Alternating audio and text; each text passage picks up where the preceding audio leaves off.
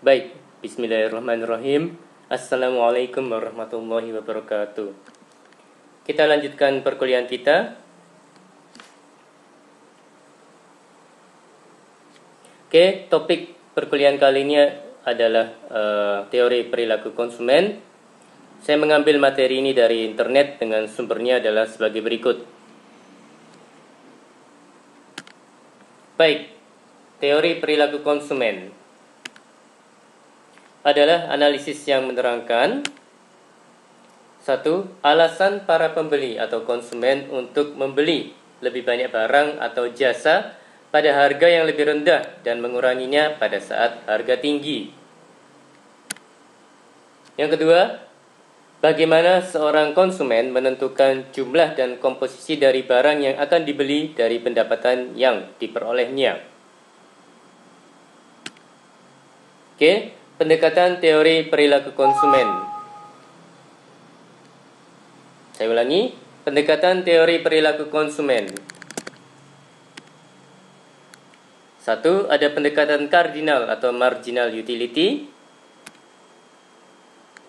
2. Pendekatan ordinal atau analisis kurva indifference.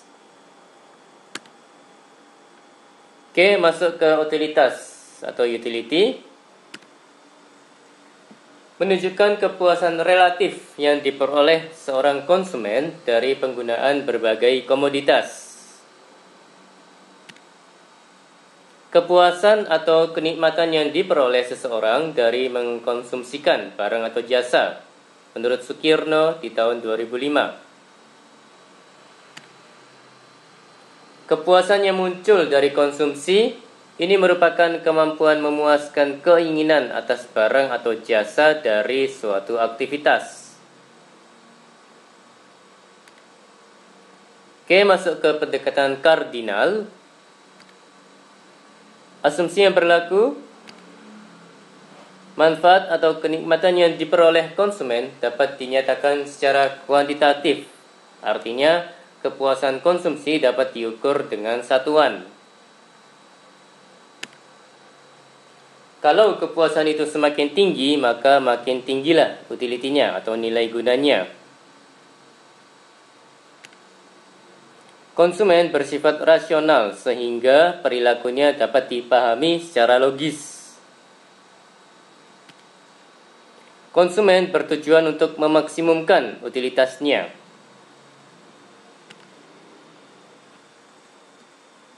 Oke. Masuk ke utilitas marginal atau marginal utility. Menunjukkan utilitas tambahan yang diperoleh dari suatu unit tambahan konsumsi dari suatu komoditas. Berarti penambahan atau pengurangan kepuasan sebagai akibat dan penambahan atau pengurangan penggunaan satu unit barang tertentu, menurut Sukirno di tahun 2005. Total utility merupakan jumlah seluruh kepuasan yang diperoleh dari mengkonsumsikan sejumlah barang tertentu.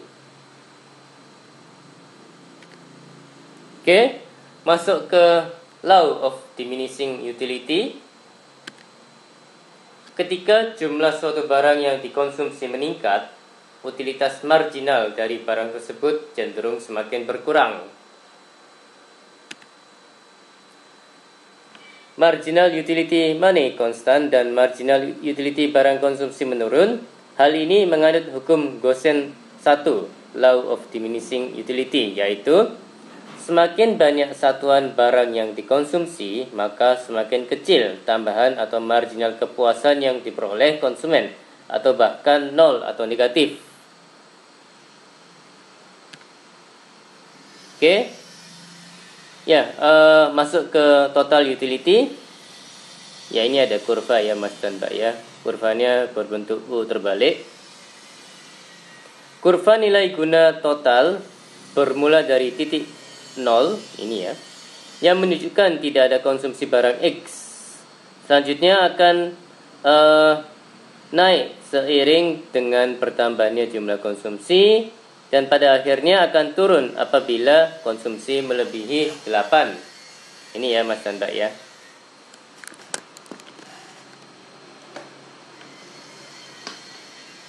Oke, masuk ke kurva nilai guna marginal.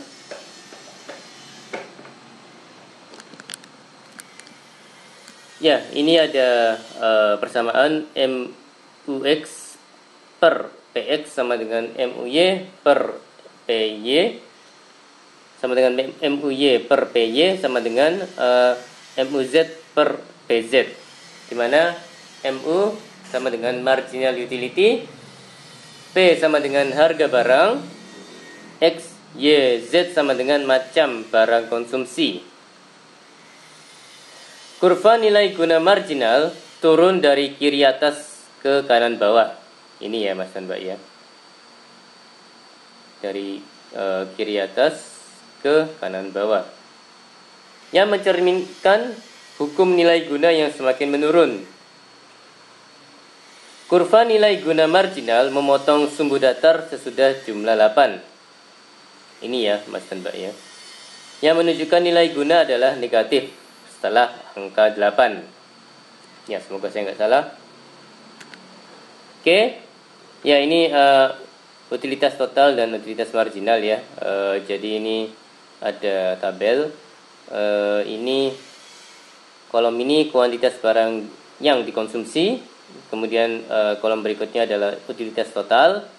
Dan yang kolom berikutnya adalah utilitas marginal, delta TU.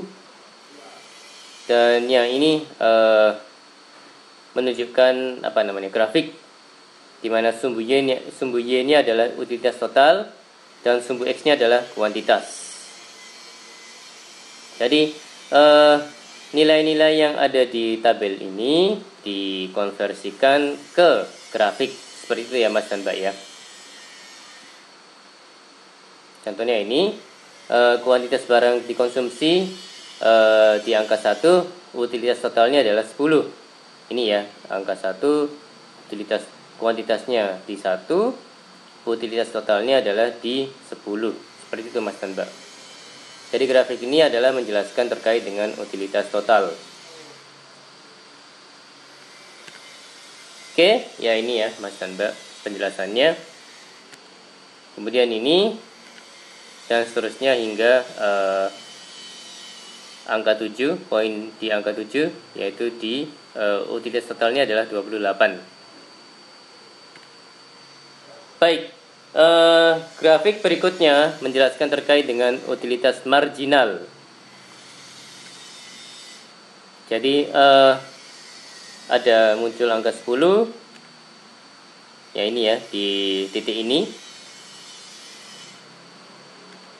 Kemudian ada muncul angka 8 di titik ini. Kemudian dan seterusnya ya hingga negatif 2 di titik ini ya Mas dan Mbak ya. Ya, ini adalah bukti utilitas marginal yang semakin menurun. Oke, masuk ke syarat pemaksimuman utilitas. Setiap rupiah yang dikeluarkan untuk membeli unit tambahan dari berbagai jenis barang akan memberikan utilitas marginal yang sama besarnya. Oke, ya ini ada sebuah tabel. Ya ini ada angka 10, 8, 7 hingga 3 ya. Yang ini muncul angka 12, 10, dan seterusnya hingga angka 2. Ya, ini sama-sama angka 8 dilingkari. Oke, proses pembuatan keputusan. Jadi ada 2 tabel Mas dan Mbak. Apa yang konsumen beli pertama? Oke, angka 12. Ya, muncul tanda di ini ya, angka titik 1 ini. Kemudian $2. Ya, produk B1. Dan berikutnya ya muncul tanda di ini ya, di produk B yang di nomor 2 ini. $3 ya, produk A dan produk B masing-masing satu, ada angka 1 di sini dan di sini. Kemudian muncul tanda di angka 3 di produk B. Ya, ini $2. Muncul angka 1 di produk B. Ya, kemudian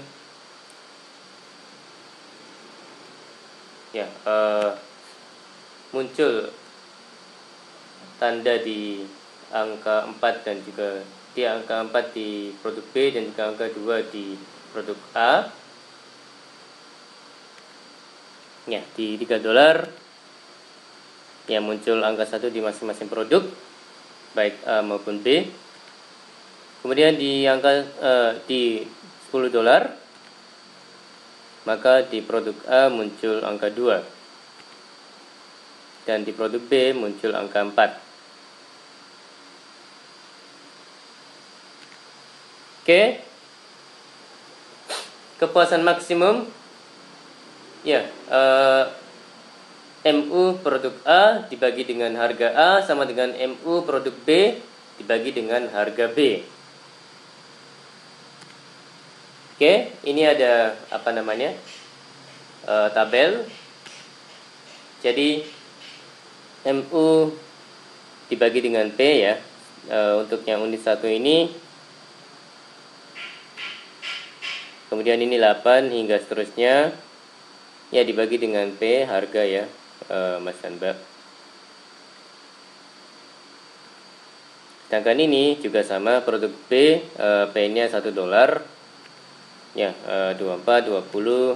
Jadi sama ya, MU dibagi P, contohnya ini 24 dibagi 1 hasilnya 24, 20 dibagi 1 hasilnya 20, dan seterusnya hingga 4 dibagi 1 sama dengan 4. Seperti itu ya Mas dan Mbak ya. Oke, proses pembuatan keputusan. Baik, ya ini muncul lingkaran di angka 24.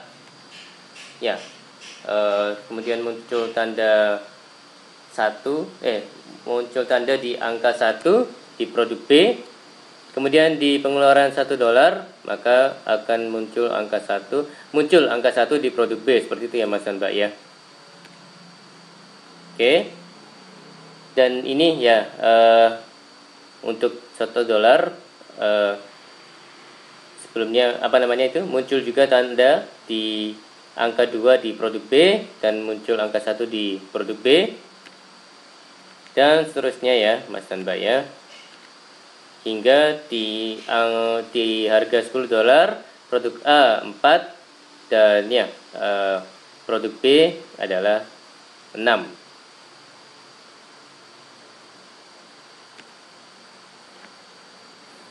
Ya, masuk ke utilitas maksimum dan kurva permintaan. Ketika P produk B sama dengan $2, harga produk B sama dengan $2. Ya, kuantitas yang diminta adalah 4. Ketika P produk B, harga produk B adalah $1, kuantitas yang diminta 6. Oke. Ya, ini masih utilitas maksimum dan kurva permintaan. Ya, harga $1, kuantitasnya 6. Ya, di sini ya Mas dan Mbak ya, titiknya, poinnya. Dan harga 2, harganya $2, kuantitas yang diminta adalah 4. Di sini ya titiknya ya Mas dan Mbak ya.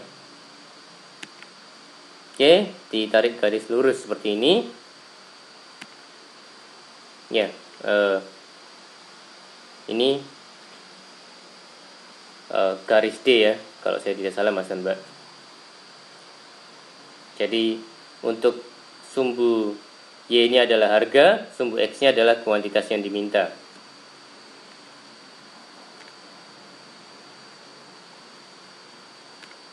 Oke, efek substitusi.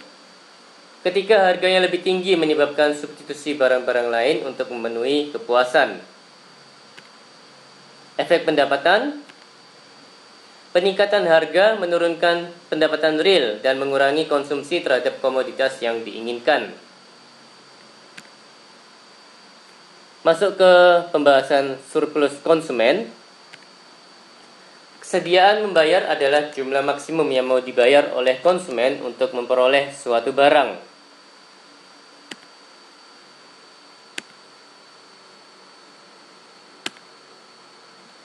Surplus konsumen adalah kesediaan konsumen membayar dikurangi jumlah. Saya ulangi, surplus konsumen adalah kesediaan konsumen membayar. Kesediaan konsumen membayar dikurangi jumlah yang sebenarnya dibayarkan konsumen. Jadi ya, kesediaan konsumen membayar dikurangi jumlah yang sebenarnya dibayarkan oleh konsumen. Seperti itu ya Mas dan Mbak ya, surplus konsumen. Definisi pemahaman dari surplus konsumen. Oke, 4 kesediaan membayar dari para calon pembeli. Ya, ini sebuah contoh ya Mas dan Mbak ya. Ada calon pembeli ini ada 4 orang, A, B, C, D. Masing-masing memiliki kesediaan membayar yang berbeda-beda. A $100, B $80, C $70, dan D $50. Seperti itu Mas dan Mbak. Oke, ya, ini ada tabel. Yang paling kiri ada kolom harga, kolom kedua adalah pembeli, yang kolom ketiga adalah kuantitas permintaan. Oke, ya, tadi disesuaikan dengan ini ya, Mas dan Mbak ya. Jadi, kalau misalnya harganya lebih dari $100, maka pembelinya tidak ada, kuantitas permintaannya 0. Tapi kalau misalnya harganya di selang $80 hingga $100, maka ada satu pembeli, yaitu A. Kuantitas permintaannya adalah 1. Karena ini ya, A, kesediaan membayarnya adalah $100. Seperti itu Mas dan Mbak. Yang seterusnya hingga yang paling bawah ini, kuantitas permintaan adalah 4. Oke, masuk ke mengukur surplus konsumen dengan kurva permintaan. Jadi pada saat harganya $100, kesediaan membayarnya oleh konsumen A. Pada saat harganya $80, kesediaan membayar B. Jadi pada saat harganya $70, kesediaan membayar C. Ya, pada saat harganya $50, kesediaan membayar D. Jadi pada saat harganya $50, tidak hanya D, A, B, dan C juga bersedia membayar ya Mas dan Mbak ya. Ini sumbu X-nya kuantitas, sumbu Y-nya adalah harga. Oke, demand atau permintaan ya Mas dan Mbak ya, bagian ini.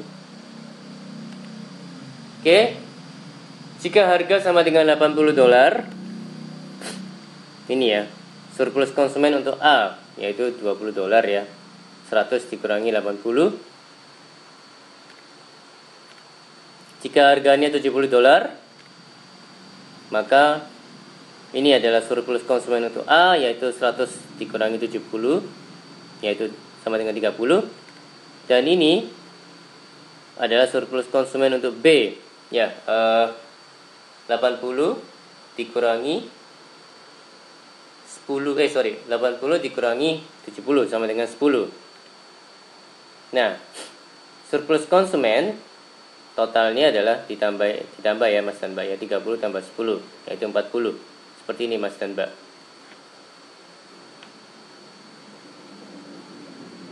Jadi kalau yang harganya $70, ini adalah surplus konsumen untuk A dan ini adalah surplus konsumen untuk B. Surplus totalnya adalah surplus konsumen A ditambah surplus konsumen B, yaitu 30 tambah 10 didapatkan 40. Seperti itu Mas dan Mbak. Oke, mengukur surplus konsumen dengan kurva permintaan. Bidang yang terletak di bawah kurva permintaan dan di atas garis harga mengukur surplus konsumen di suatu pasar. ini pengaruh harga terhadap surplus konsumen. Jadi ini ada kurva permintaan ya. Jadi sumbu Y ini adalah harga, sumbu X-nya adalah demand. Sumbu X-nya adalah kuantitas. Oke, jadi ini misalnya di titik ini harganya adalah P1, permintaannya atau kuantitasnya adalah Q1. Seperti itu Mas dan Mbak. Ini ada titik A, B, C. Ini bagian di bawah ini ya, di bawahnya kurva permintaan ini surplus konsumen awal. Oke, ini ada Q2, harga baru ya, di harga barunya di sini, harga P2, harganya turun ya Mas dan Mbak ya, dari P1 ke P2. Kemudian Q-nya berubah dari Q1 ke Q2, bertambah ya Mas dan Mbak ya. Oke, ini ada titik lagi DEF. Nah, ini tambahan surplus konsumen untuk para konsumen lama ya. Jadi bagian apa itu namanya itu? ABC ini, daerah ABC ini ditambah dengan BDEC ini ya. Itu adalah tambahan surplus konsumen untuk para konsumen lama saat harganya berubah dari P1 ke P2. Dan ini segitiga kecil ini adalah surplus konsumen untuk konsumen baru. Seperti itu Mas dan Mbak. Jadi daerah di bawah kurva permintaan itu adalah daerah surplus konsumen. Oke, masuk ke pendekatan ordinal atau analisis kurva indifference.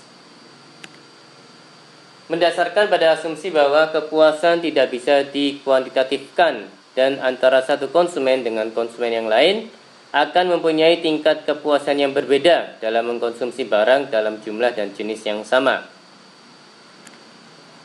Oleh karena itu kemudian muncul pendekatan ordinal yang menunjukkan tingkat kepuasan mengkonsumsi barang dalam model kurva kepuasan sama atau indifference curve.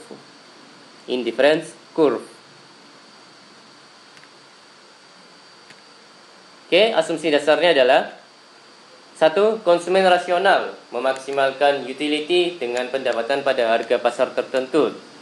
Dan konsumen dianggap mempunyai pengetahuan sempurna mengenai informasi pasar.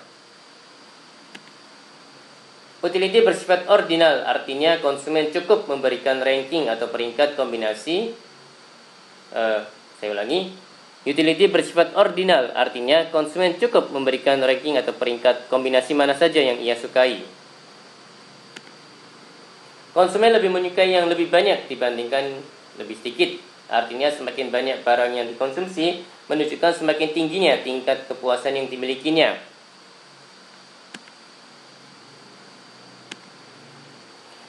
Ya, pendekatan ordinal atau analisis kurva indifference menganut hukum diminishing marginal rate of substitution. Artinya, bila konsumen menaikkan konsumsi barang yang satu akan menyebabkan penurunan konsumsi barang yang lain.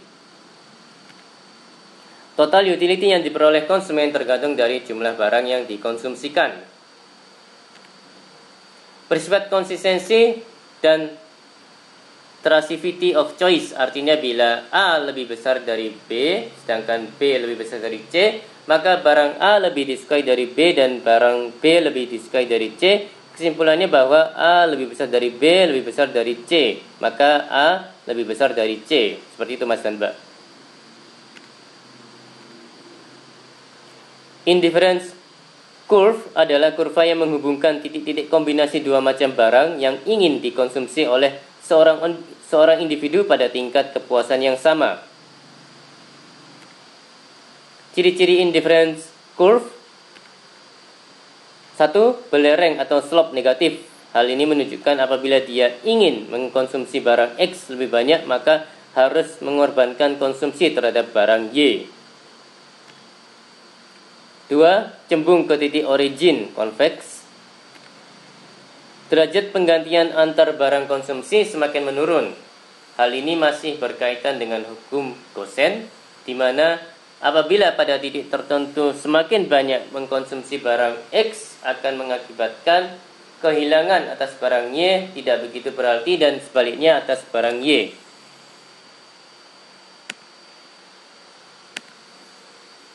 Tiga, tidak saling berpotongan. Kurva indifference menggambarkan kombinasi dua macam input untuk menghasilkan output yang sama, yaitu kepuasan. 4. Turun dari kiri atas ke kanan bawah untuk kombinasi antara barang X dan Y, artinya semakin ke kanan atas menjauhi titik origin, semakin tinggi tingkat kepuasannya. Ya, ini bentuk kurva indifference. Ada titik A, ada titik B, kemudian Y1, Y2, apa namanya itu? Sumbu Y ini adalah QY, kuantiti untuk barang Y ya Mas dan Mbak ya, kalau saya tidak salah. Sedangkan ini ada titik X1, X2. Sumbu X-nya adalah kuantiti untuk barang X kalau saya nggak salah ya Mas dan Mbak ya. IC ini adalah indifference curve. Kurva indifference biasa juga disebut kurva kepuasan sama. Oke, asumsi-asumsi model kurva indifference. Model utilitas secara ordinal, kepuasan konsumen tidak dapat diukur dalam satuan apapun. Utilitas konsumen sama dengan fungsi dari barang X, Y, Z, dan seterusnya. Keseimbangan kepuasan konsumen MRS XY sama dengan delta Y dibagi dengan delta X sama dengan negatif atau minus MUX dibagi dengan MUY. Maksimisasi kepuasan konsumen dibatasi garis anggaran, budget line. Ya, ini terkait dengan garis anggaran atau budget line. Adalah garis yang menunjukkan jumlah barang yang dapat dibeli dengan jumlah pendapatan atau anggaran tertentu pada tingkat harga tertentu. Konsumen hanya mampu membeli sejumlah barang yang terletak pada atau sebelah kiri garis anggaran, budget line. Ya, ini garis anggaran, budget line. Ini ya Mas dan Mbak ya, yang merah ini garis anggaran. Jadi yang sumbu Y ini M dibagi dengan PX, yang sumbu X ini M dibagi dengan PY. Merupakan batasan atau constraint kemampuan konsumen. Secara umum satuan uang M PX ya, ini seperti ini dikali PX dikali dengan QX tambah PY dikalikan dengan QY lebih kecil atau sama dengan M. Jika konsumen ingin menggunakan semua anggaran yang tersedia, maka PX dikalikan dengan QX ditambah PY dikalikan dengan QY sama dengan M. Oke, kurva anggaran dan perubahan anggaran. Jadi kalau yang bagian kiri ini, pergeseran garis anggaran dari A1 ke A2, naiknya jumlah Y dan jumlah X disebabkan oleh naiknya anggaran konsumen. Sedangkan ini yang bagian kanan, pergeseran garis anggaran A1 ke A2, A1 ke A2, naiknya jumlah X, Y tetap disebabkan oleh turunnya harga barang X. Seperti itu ya Mas dan Mbak ya. Oke, menentukan jumlah kepuasan konsumen. Ya, ini ada IC1, IC2, dan IC3 ya, seperti ini Mas dan Mbak. IC1 dengan titik A dan B menunjukkan kepuasan konsumen belum optimal. IC1, A dan B belum optimal. IC2 dengan titik E, konsumen mencapai titik optimum. IC2, ini ya IC2 dengan E adalah optimum. IC3 dengan titik D, anggaran konsumen tidak dapat mencukupi untuk memenuhi kebutuhan barang X dan Y. Ini ya IC3 di titik D, anggaran konsumen tidak mencukupi untuk memenuhi kebutuhan barang X dan Y karena di luar budget line ya Mas dan Mbak ya. Budget line-nya adalah ini. Yang ini budget line-nya kalau saya nggak salah. Oke, ini ada latihan. Ya. Ya, ini juga latihan. Jadi ini latihan, ini juga latihan, ini juga latihan.